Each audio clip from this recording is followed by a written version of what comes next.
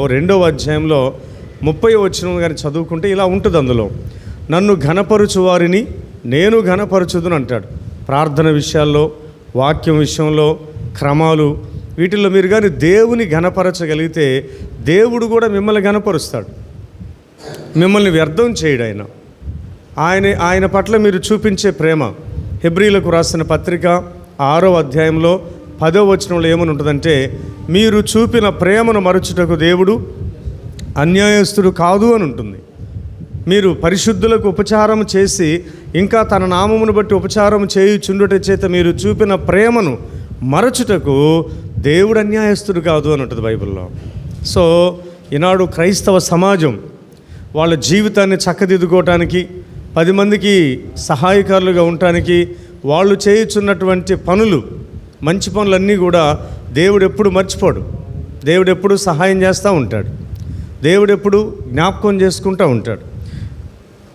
దినవృత్తాంతముల గ్రంథంలో 2వ గ్రంథం 26వ అధ్యాయంలో 2 వచనాలు నేను మీకు జ్ఞాపకం చేస్తాను. అందులో మొదటి వచనం 5వ వచనాన్ని మీకు జ్ఞాపకం చేయాలని ఆశపడుతున్నాను. ఇక్కడ ఒక రాజు పేరు కనిపిస్తుంది మనకి. అతని పేరు ఉజ్జియా. పరిశుద్ధ గ్రంథంలో కన్ఫ్యూజ్ అవ్వకుండా ఉండేదానికోసం ఒక వివరణ ఇస్తాను మీకు. సమూయేలు 2వ గ్రంథంలో ఉజ్జా అని ఒక అతను ఉంటాడు.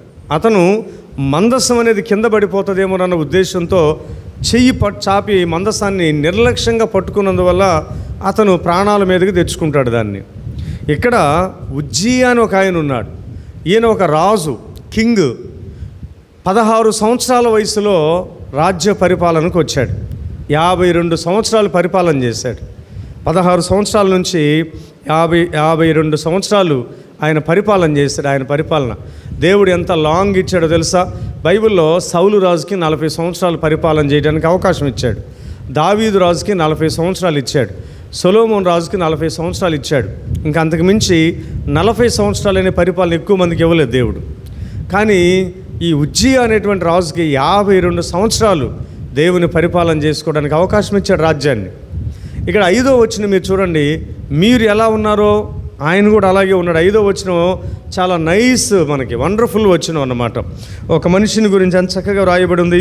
దేవుని ప్రత్యక్షత విషయమందు తెలివి కలిగిన జకర్యా దినములలో అతడు దేవుని ఆశ్రయించెను అన్నది బైబిల్లో.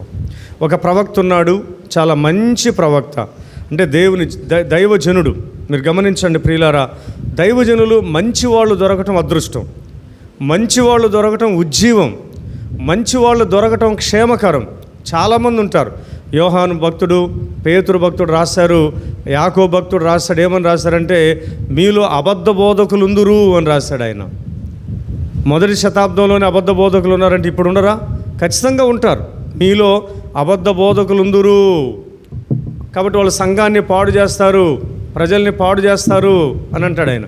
అపోస్తల కార్యం గ్రంథంలో 20వ అధ్యాయంలో పౌలు భక్తుడు ఏం చెప్పుకుంటాడంటే, నేను వెళ్ళిపోయిన తర్వాత క్రూరమైన తోడేళ్ళు సంఘములో ప్రవేశించి సంఘమును కనికరించకుండా సంఘమును పాడు చేస్తారని నాకు భయంగా ఉందని చెప్తాడు ఆయన.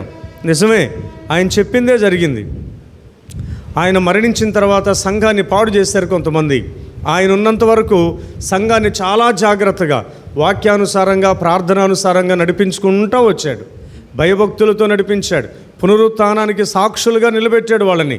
యేసుక్రీస్తు ప్రభువారు అనుగ్రహించే మేలులు వాళ్ళందరూ పొందాలి అన్నట్టుగా చేసుకుంటూ వచ్చాడు ఆయన. కొన్నిసార్లు సంఘాల్లో మంచి వ్యక్తులు ఉన్నప్పుడు సేవ బాగా జరుగుద్ది. సంఘంలో పురుషులు కానీ, స్త్రీలు కానీ, యవనస్తులు కానీ, ఉద్యోగస్తులు కానీ, వ్యాపారస్తులు కానీ, మామూలు పనిబాటలు చేసుకునే వాళ్ళు కానీ, మరి మంచి వ్యక్తులు కానీ సంఘంలో ఉన్నారు అంటే సంఘం బాగా పనిచేస్తుంది, దేవుడి కోసం పనిచేస్తుంది. ఈ ఒక భక్తుడు ఉన్నాడు, అతని పేరు జకర్యా. చాలా మంచి వ్యక్తి. రాజుగారిని మంచి మార్గంలో నడిపించేవాడు, దేశాన్ని మంచి మార్గంలో నడిపించేవాడు. ఎవరు తప్పు చేసినా, ఎవరు పాపం చేసినా, ఎవరు దేవుడికి విరోధమైన పనులు చేసినా ఒప్పుకునేవాడు కాదు. అయ్యా మీరు తప్పు చేస్తున్నారు, అమ్మ మీరు తప్పు చేస్తున్నారు, ఇదిగో దేవునికి వ్యతిరేకమైన మార్గంలో మీరు నడుస్తున్నారని క్రమమైనటువంటి గద్దింపునిచ్చేవాడు ఆయన. ఆయన టైంలో ఉజ్జియా అనే అతను రాజు అయ్యాడు. 16 సంవత్సరాలు మీరు చదువుకోవచ్చు. ఆయన వయసుని 3వ వచనంలో 16 సంవత్సరాల వయసులో ఆయన దేశానికి రాజుగా మారటం మీరు గమనిస్తారు. చాలా అద్భుతం కదా. 16 సంవత్సరాల వయసు అంటే నూనూగు మీసాలు కూడా రావు అప్పటికి, ఇంకా మనిషికి నూనూగు మీసాలు కూడా రావు. ఆ వయసులో ఆయన దేవుని సేవకుడు అయ్యాడు. అయితే ఇంకా మంచి మాట ఏముందంటే, అతడు దేవునిని ఆశ్రయించెను. 46 కీర్తన 1వ వచనంలో ఇలా, దేవుడు మనకు ఆశ్రయమును దుర్గమునై ఉన్నాడు, ఆపత్కాలమున ఆయన నమ్ముకొనదగిన సహాయకుడు అని ఉంది బైబిల్లో. దేవుడు మనకు ఆశ్రయమును దుర్గమునై ఉన్నాడు, ఆయన ఆపత్కాలంలో నమ్ముకొనదగిన సహాయకుడు అని చెప్పుద్ది బైబిల్. ఇతను ఎవరిని ఆశ్రయించాడంట? దేవునిని ఆశ్రయించానని బైబిల్లో ఉంది. చాలామంది డబ్బును ఆశ్రయించే వాళ్ళు ఉంటారు, చాలామంది ఒంట్లో ఉన్న బలాన్ని ఆశ్రయించే వాళ్ళు ఉంటారు, బంధుత్వాన్ని ఆశ్రయించే వాళ్ళు ఉంటారు కదా. రకరకాలైనటువంటి విధానాల్లో జీవిస్తూ ఉంటారు. కానీ ఇతను దేన్ని ఆశ్రయించాడంట? మనలాగే నమ్మకంగా ప్రార్థన చేసుకోవటానికి, వాక్యం నేర్చుకోవటానికి, విశ్వాసంగా జీవించడానికి, భయభక్తులు కలిగి ఉండటానికి, దేవుని మార్గంలో నడవటానికి ఒకటే మాట అన్నాడు బైబిల్లో, అతడు దేవునిని ఆశ్రయించెను. దేవుని ఆశ్రయించాను. బైబిల్లో చారిత్రాత్మకమైన పురుషులు కొంతమంది కనిపిస్తారు మనకి, వాళ్ళు దేవుణ్ణి ఆశ్రయించినటువంటి వాళ్ళు. బైబిల్లో పరిశుద్ధ స్త్రీలు ఉన్నారు, దేవుణ్ణి ఆశ్రయించిన పరిశుద్ధ స్త్రీలు. పేతురు తన పత్రిక రాసేటప్పుడు మొదటి పత్రికలో ఈ మాట రాశాడనమాట. ఆయన ఏమని రాశాడు? చాలా చక్కని మాటలు దేవుని యొక్క వాక్యమందు వ్రాశాడు. మొదటి పత్రికలో 3వ అధ్యాయంలో దేవుని సన్నిధిలో మనం ఈ మాటలు జ్ఞాపకం చేసుకోవచ్చని మీకు ప్రేమతో తెలియజేస్తూ ఉన్నాను. 5వ వచనం, అటువలే పూర్వము దేవుని ఆశ్రయించిన పరిశుద్ధ స్త్రీలను, మొదటి పత్రిక 3వ అధ్యాయం 5వ వచనం చదువుతున్నాను నేను. అటువలే పూర్వము దేవుని ఆశ్రయించిన పరిశుద్ధ స్త్రీలను కదా. ఎవరిని ఆశ్రయించారంట? పరిశుద్ధమైన స్త్రీలు దేవునినే ఆశ్రయించారు. దేవుని ఎంతగా నమ్మారు అంటే, అయ్యా నువ్వు లేకపోతే మేము లేమయ్యా, నువ్వు ఉంటే మాకు చాలు. మధ్య కొంతమంది మంచి పాటలు రాశారు దైవజనులు, నీ ఉంటే చాలు నాకు యేసయ్యా, నీ వెంటే నేను ఉంటానయ్యా అని పాట రాశాడు భక్తుడు. ఇక్కడ అంటాడు దేవుణ్ణి ఆశ్రయించిన పరిశుద్ధ స్త్రీలు. అలాగే వాళ్ళు ఏం చేశారంట? దేవునికి లోబడ్డారంట, తమ యజమాని అంటే భర్తలకు కూడా లోబడ్డారంట వాళ్ళు. అప్పుడు కాపురాలు నిలబడ్డాయి, కుటుంబాలు నిలబెట్టారు వాళ్ళు. సమాజంలో కుటుంబ వ్యవస్థ కానీ పాడైపోతే అన్నీ పాడైపోతాయి అన్నమాట. మరి కుటుంబాన్ని నిలబెట్టుకోవాలంటే భర్త అయినా భార్య అయినా వాళ్ళిద్దరూ దేవుణ్ణి ఆశ్రయించాల. ఇటువైపు భర్త, ఇటువైపు భార్య ఇద్దరూ దేవునికి దగ్గరగా వస్తే వాళ్ళిద్దరు కూడా దగ్గరగా ఉంటారు. దేవుణ్ణి వదిలిపెట్టిన వాళ్ళు ఎవరి జీవితం వాళ్ళదే అయిపోద్ది. ఇద్దరు, భర్త దేవుడిని ఆశ్రయించాలా, భార్య దేవుడిని ఆశ్రయించాలా. వాళ్ళిద్దరూ దేవుడికి ఎంత సమీపంగా ఉంటే వాళ్ళిద్దరూ అంత దగ్గరగా ఉంటారు. వాళ్ళిద్దరూ దేవుడికి ఎంత దూరంగా ఉంటే వాళ్ళంత దూరంగా ఉండిపోతారు. జీవితంలో ప్రేమ ఉండదు, లోబడే తత్వం ఉండదు, అనుబంధం ఉండదు. ఏదో బ్రతుకుతున్నామంటే బ్రతుకుతున్నాం అన్నట్టుగా జీవిస్తారన్నమాట. ఇక్కడ మీరు చూడండి, ఇతను దేవుణ్ణి ఆశ్రయించానని బైబిల్లో ఉందా? చిన్న వయసులో అధికారానికి వచ్చారని బైబిల్లో ఉందా? ఒక మంచి దైవజనుడి కింద ఎదుగుతున్నాడని బైబిల్లో ఉందా? ఆలోచన చేయండి, ఎంత మంచి మాటలు ఉన్నాయి.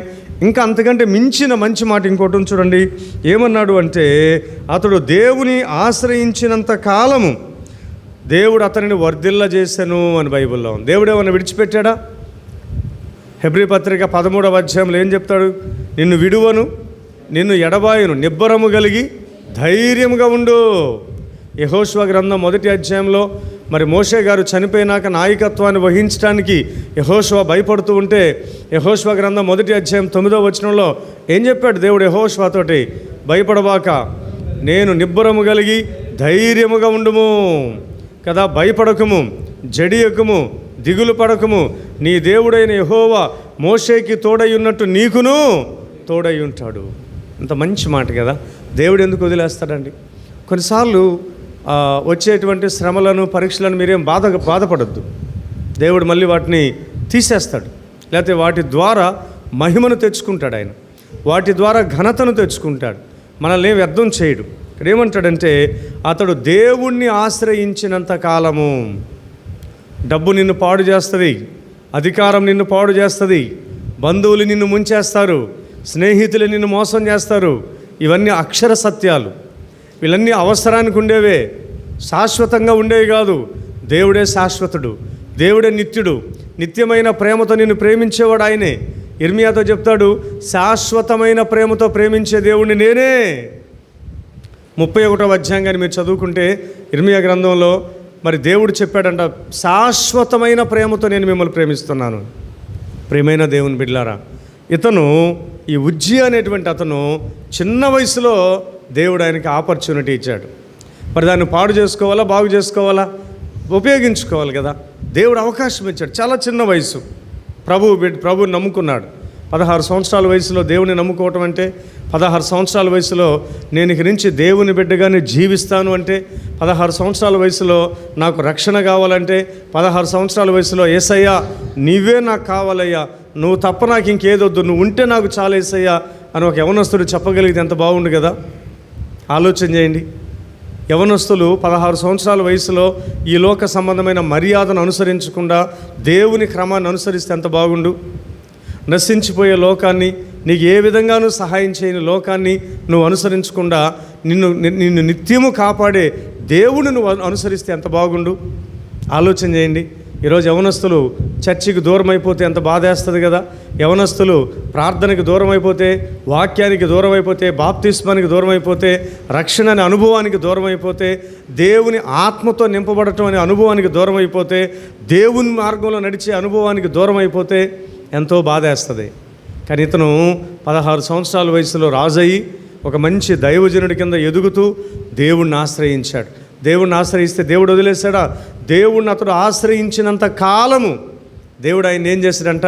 వర్ధిల్ల చేశాను అని ఉంది బైబిల్లో. మిమ్మల్ని కూడా అంతే, నన్ను కూడా అంతే. ఎక్కడికి పోయినా జయమిస్తాడు దేవుడు. భయం వస్తుంది కానీ తీసేస్తాడు ఆయనే. శోధనలు వస్తాయి, ఇబ్బందులు వస్తాయి, ఆటంకాలు వస్తాయి, దేవుడు తొలగిస్తాడు. ఆలోచన చేసుకోండి ప్రియమైన దేవుని బిడ్డలారా. ఇప్పుడు ఎలా ఉన్నాడు? చక్కగా వర్ధిల్లాడు. 16వ వచనం దగ్గరికి తీసుకెళ్తాను నేను మిమ్మల్ని. అయితే అతడు స్థిరపడిన తరువాత మనసును గర్వించి చెడిపోయాను అన్నది బైబిల్లో. ఇది మనం ప్రార్థన చేసే వాళ్ళందరం చెంచల మనస్కులుగా ఉండకూడదు. డబ్బు ఉంటే ఒక రకంగా, డబ్బు లేకపోతే ఇంకో రకంగా, ఆరోగ్యంగా ఉంటే ఒక రకంగా, ఆరోగ్యం లేకపోతే ఇంకో రకంగా, అధికారం ఉంటే ఇంకో రకంగా, అధికారం లేకపోతే మరో రకంగా ఉండకూడదు. స్థిరమైన విశ్వాసం కావాలా, స్థిరమైన జీవితం కావాలా, నిలకడగలిగిన జీవితం కావాలా. యాకోబుకి 12 మంది కొడుకులు పుడితే పెద్ద కొడుకును ఆయన దీవించాల్సి వచ్చినప్పుడు ఆయన అంటాడు, ఒక మాట అంటాడు, అరే రూబేను, నువ్వు నా జ్యేష్ఠ కుమారుడురా, నా బలము నా ఘనత అంతా నీకు చెందాలి, కానీ నీ మైండ్ మంచిది కాదురా బాయ్, నువ్వు నీళ్లలాగా చెంచల మనస్కుడివి, ఏ రోజు ఎట్టుంటావో నీకే తెలియదు అని అంటాడు. అలా ఉండకూడదు. పౌలు భక్తుడు ఏమన్నాడు? నా పరుగుని నేను కడముట్టించాను, నా విశ్వాసాన్ని నేను కాపాడుకున్నాను అంటాడు.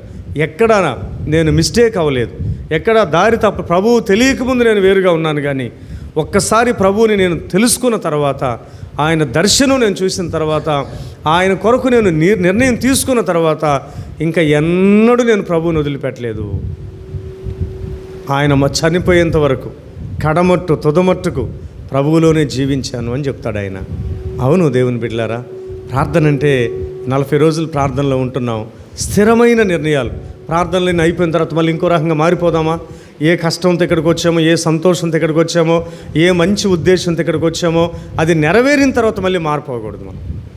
ఇతను రూబేనుని యాకోబు దీవించలేకపోయాడు, జ్యేష్ఠుడుగా ప్రమోట్ చేయలేకపోయాడు, ఇతనే నా తర్వాత అని చెప్పలేకపోయాడు. ఎందుకని?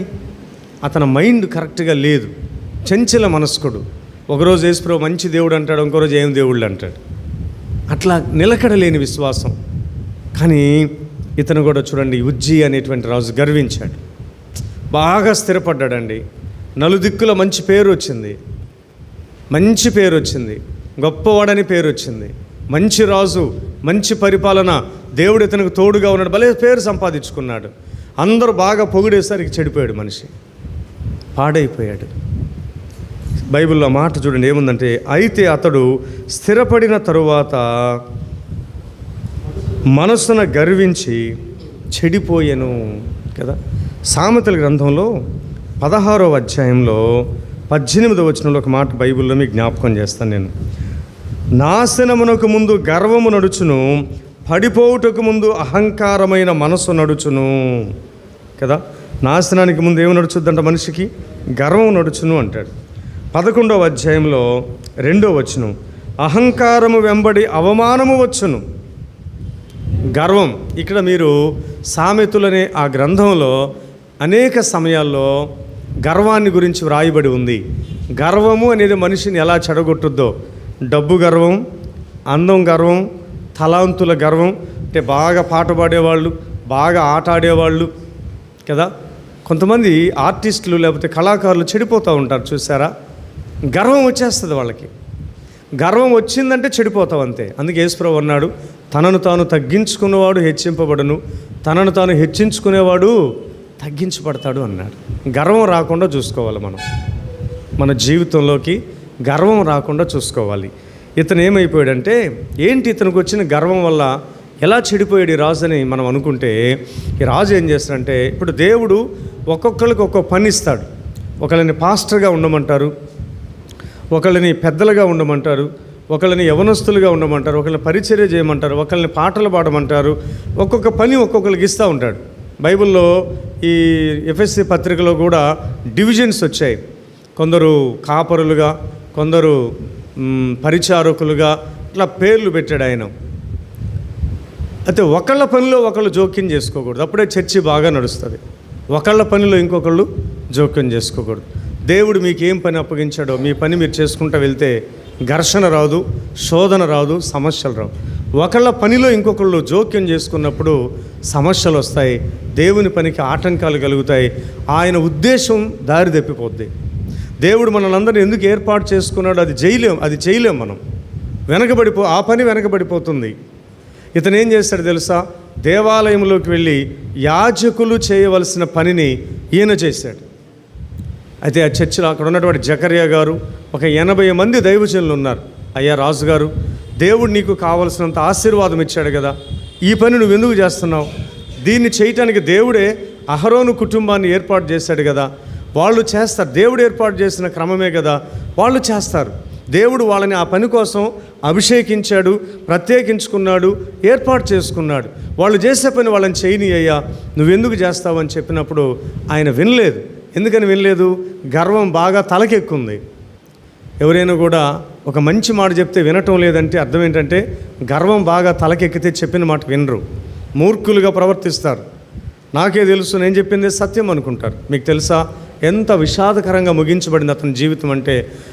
మరి మీసాలు కూడా సరిగా రాని వయసులో దేవుడిని నమ్ముకొని మంచిగా ఒక పాస్టర్ గారి చేతి కింద ఎదిగినటువంటి అతను కొంతకాలం దేవుడు బాగా దీవించాడు. ఆయన ఎంత ఒబిడియంట్గా ఉన్నాడో అంత బాగా దేవుడు దీవించాడు. ఆయన ఎంత దేవునికి అనుకూలంగా ఉన్నాడో దేవుడు ఆయన అంతగా హెచ్చించాడు. అయితే ఒకరోజు వచ్చింది, ఈ 26వ అధ్యాయం 16వ వచనంలో ఆయన అక్కడి నుంచి మీరు చదువుకుంటూ వస్తే కుష్టు వ్యాధితో చనిపోయాడు. ఆయన ఏ వ్యాధితో చనిపోయాడు? చర్చిలో ఎవరు చేయాల్సిన పని వాళ్ళు చేయాలి. ఒక చర్చిలోనే కాదు, ఇంటి దగ్గరైనా కూడా భార్య చేయాల్సిన పని, భర్త చేయాల్సిన పని, పిల్లలు చేయాల్సిన పని, ఎవరు చేయాల్సిన పని వాళ్ళు చేయాలి. ఒకళ్ళ పని ఒకళ్ళు జోక్యం చేసుకున్నప్పుడు ఏమవుతుందంటే భేదాలు వస్తాయి. ఇతని పరిస్థితి ఏంటంటే, నేను రాజును కదా, నేను కదా యుద్ధాలు చేసేది, మీరా ప్రాణాలకు తెగించి యుద్ధం చేసేది, నేను చేయలేనా? మీరు చేసినంత మాత్రం నేను బైబిల్ చదవలేనా? మీరు చేసినంత మాత్రం నేను పాట పాడలేనా? ప్రార్థన చేయలేనా?